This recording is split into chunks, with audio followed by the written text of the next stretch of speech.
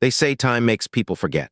Faces fade, voices fade. Old memories slowly disappear. But above our streets, above our homes, above the trees we pass every day, there are silent watchers who may not forget so easily.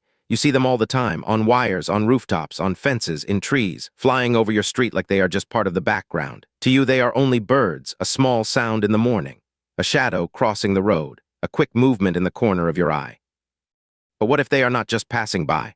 What if they are watching? What if they are learning your face? What if they already know whether you are safe or dangerous? That sounds impossible. But the more we learn about birds, the more one thing becomes clear. They are paying attention. They notice who feeds them. They notice who scares them. They notice who comes too close. They notice who throws things. They notice who walks near their nests. And some of them may remember a human face for years. But the most chilling part is not that one bird may remember you. The chilling part is that it may tell the others. A warning can spread from one bird to another, from one rooftop to the next, from one tree to the whole neighborhood. And one day, even young birds that never met you before may react to you because the older birds taught them that you are someone to fear. So the next time you hear a sharp call from a roof, do not ignore it too quickly. It may be just a sound. Or it may be your name being passed through the sky. While we were looking down at our phones, they were looking down at us, watching, learning, remembering. And by the end of this video, you may never look at a bird the same way again, because the truth is simple. We thought birds were part of our background, but maybe to them we were the story all along. For years, people used the words bird brain as an insult. If someone made a silly mistake, people called them a bird brain, small brain, simple mind. That is what we believed, but we were wrong, very wrong. Birds may have small heads, but many of them have powerful minds. Some birds can solve puzzles, some can use tools, some can remember places, some can understand danger. Some can learn from other birds, and some can recognize human faces, not just shapes, not just clothes, faces. That means changing your shirt may not fool them. Changing your shoes may not fool them. Wearing a different jacket may not matter. Because some birds are not only looking at what you wear, they are looking at who you are, and that is where this story becomes disturbing. A famous experiment in Seattle tested how well birds could remember a dangerous face. Researchers used special masks. One mask was worn when some birds were captured for study. The birds were later released. They were not kept forever, but they remembered the face. Later, when someone walked through the area wearing that same mask, the birds reacted. They became loud. They followed, they flew closer, they warned others. To a normal person, it may have sounded like random noise, but it was not random, it was a warning. That face means danger, stay away from that face, remember that face.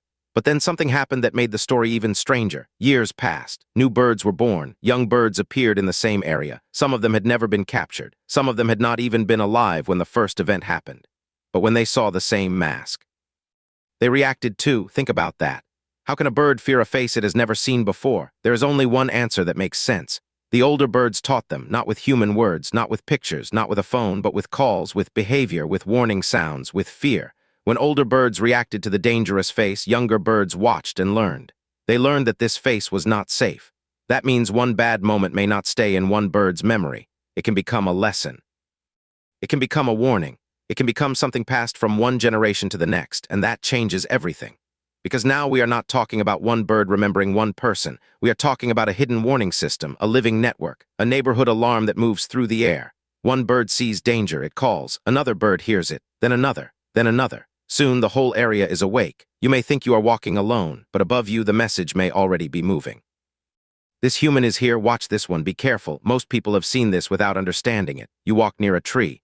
One bird suddenly calls, then another bird answers, then the whole place becomes noisy. You look around and think, why are they all screaming? But maybe they are not screaming for no reason. Maybe one bird saw something, a cat, a hawk, a snake, a dog, a human, or someone getting too close to a nest. Birds do not always live in silence. They share warnings. They listen to each other. They react to each other. And sometimes even other animals listen too. Small birds may react, squirrels may freeze, other animals may hide. One warning call can change the mood of a whole place. That is why a garden can suddenly feel quiet. That is why a street can suddenly feel watched. That is why birds 3 houses away may seem to notice something before you do. To us, it is noise. To them, it may be information. And if your face is connected to danger, that information may be about you. This is not because birds are evil. It is because birds are survivors. They live in a world full of risk. A cat can take them. A hawk can attack them. A car can kill them. A storm can destroy their nest. A human can help them or harm them. So they must remember. A bird that forgets danger may not survive.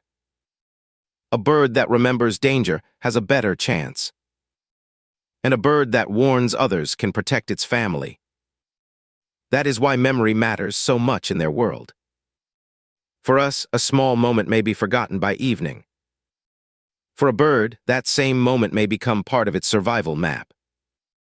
Where is food? Where is danger? Who is safe? Who must be avoided? Every street becomes a map. Every tree becomes a lookout. Every human becomes a possible story. This person feeds us. This person chases us. This person comes too close. This person is calm. This person is dangerous. And once a bird connects your face with a strong memory, it may treat you differently. Some people see the good side of this. They feed birds kindly. They return again and again. Over time, the birds stop flying away so quickly. They watch from closer places. They seem calmer. Some people even say birds have left small objects behind. Tiny shiny things. Small stones. Pieces of metal. Beads. Buttons. Little things that humans might call trash. But to a bird, those objects may be interesting. Were they gifts? Were they accidents? Were they part of a habit? We cannot know exactly. But the important point is this. Birds can notice patterns. They can connect a person with food. They can connect a face with safety.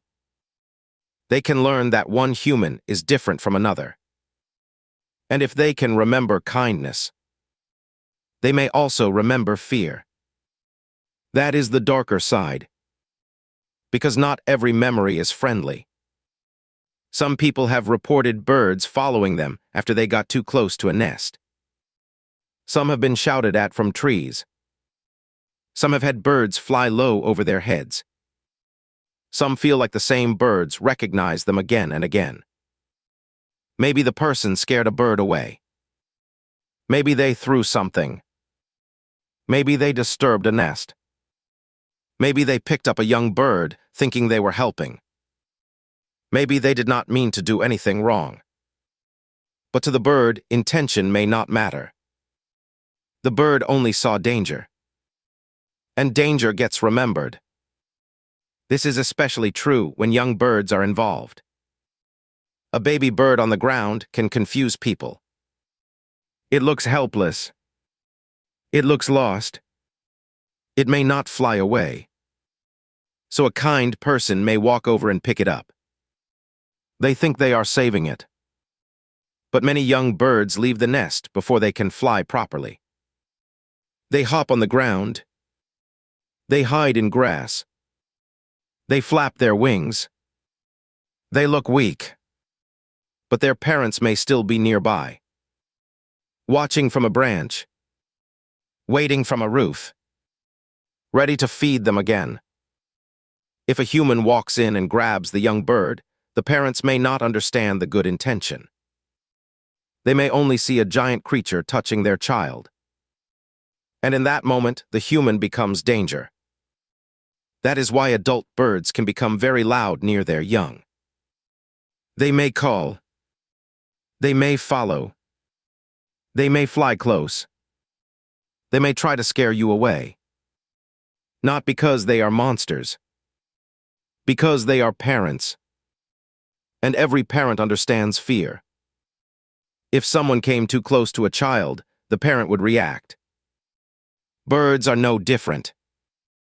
They protect what is theirs. They warned. They remember. So if you ever see a young bird on the ground, do not rush. Stop. Look around. Is it hurt? Is it bleeding? Is it in the road? Is there a cat nearby? If it is in clear danger, move it only a short distance to a safer place nearby. If it is injured, call a wildlife rescue. But do not take it far away. Do not keep it at home. Do not assume it has been abandoned. Because the parents may be watching, and they may remember the face of the person who came too close. That is the strange line between kindness and fear. In your mind, it may be rescue. In the bird's mind, it may be danger. In your mind, it may last 1 minute. In the bird's mind, it may last for years. But memory is only one part of the story. Birds are not just remembering us. They are also solving problems around us. Some birds can use sticks to reach food. Some can bend small objects into tools. Some can open containers. Some can figure out puzzles that many animals cannot solve. One famous bird was given food inside a tube. The food was too far down to reach. There was a piece of wire nearby. Instead of giving up, the bird used the wire. It bent it into a hook. Then it used the hook to pull the food out. That is not simple behavior. That is thinking. That is looking at an object and understanding it can become a tool. And this intelligence does not only happen in labs. It happens on streets too. In some cities, birds have learned to use traffic to crack nuts. A hard nut is difficult to break with a beak. So the bird drops the nut onto the road. A car drives over it. The shell breaks. Then the bird waits until it is safe and comes back for the food. Think about how much is happening there. The bird knows the car is heavy. It knows the car can break the nut. It knows the road is dangerous. It knows waiting is safer than rushing. It watches. It times the moment. It learns from the human world. That is intelligence. We built the roads. We built the cars. We built the traffic lights. But birds watched long enough to use them. They are not just living beside us. They are adapting to us. They study our streets. They study our habits. They study our trash. They study when we leave food behind. They study where danger appears. They study where safety is. And they study us. That is the uncomfortable part. Because humans like to believe we are always the observers. We look at animals. We film animals. We study animals. We explain animals. But what if they are also studying us? What if the bird on your roof knows your morning routine? What if the birds near your street know which house leaves food outside? What if they know which person walks with a dog? What if they know which child drops snacks? What if they know which human throws stones? What if they know more about your neighborhood than you think? From above, the world looks different. A bird sees paths, patterns, danger zones, food spots, safe trees, unsafe people. It does not need a map. It builds one in memory. And every day, that map gets better. That is why birds have survived beside us. Our cities are not easy places for wild animals. There are cars, windows, wires, cats, noise, crowds, machines.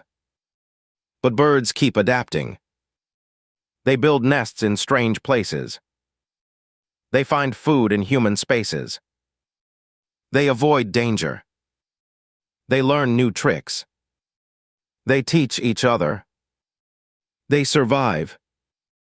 And maybe the birds around us today are not just lucky. Maybe they are the careful ones. The smart ones. The ones whose parents learned. The ones whose families remembered.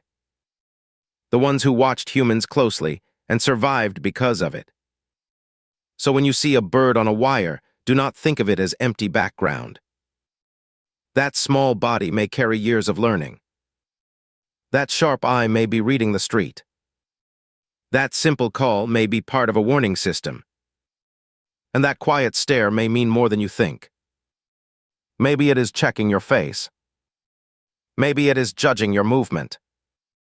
Maybe it is deciding whether you are safe. Or maybe it is teaching another bird to decide. This is where the story becomes bigger than one bird. Because birds are everywhere. In cities, in villages, near schools, near farms, near hospitals, near markets, outside your window, above your car, beside your street. They are always close. We just stopped noticing them. But they did not stop noticing us. They were there when we built the roads. They were there when we cut the trees. They were there when we filled the streets with cars. They watched us change the world. Then they changed with it. And now, in the middle of our loud human lives, they still move quietly above us. Not helpless, not simple, not mindless. Watching, remembering, learning, surviving. That is why the next sharp call from a rooftop may feel different after today. Before, it was just a bird sound. Now you may wonder, was that a warning? Was that a message? Was that bird talking about me? Maybe it was nothing. Or maybe your face was noticed. Maybe your action was remembered. Maybe somewhere nearby, another bird heard the call and looked your way.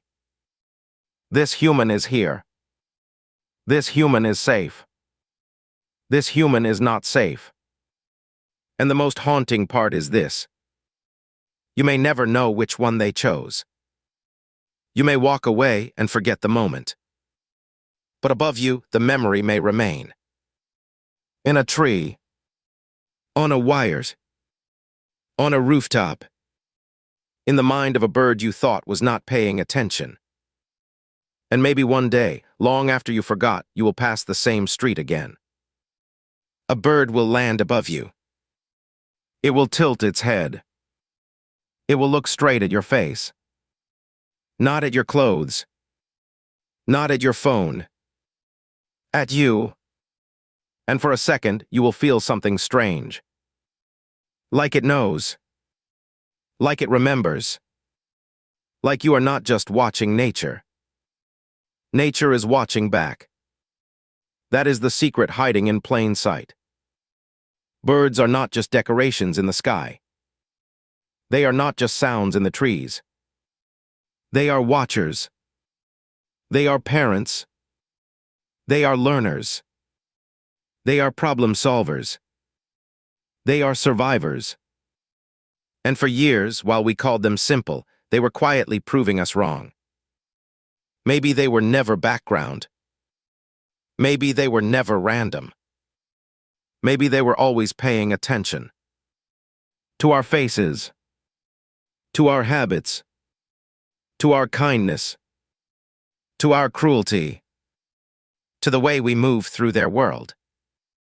Because that is the truth we forget.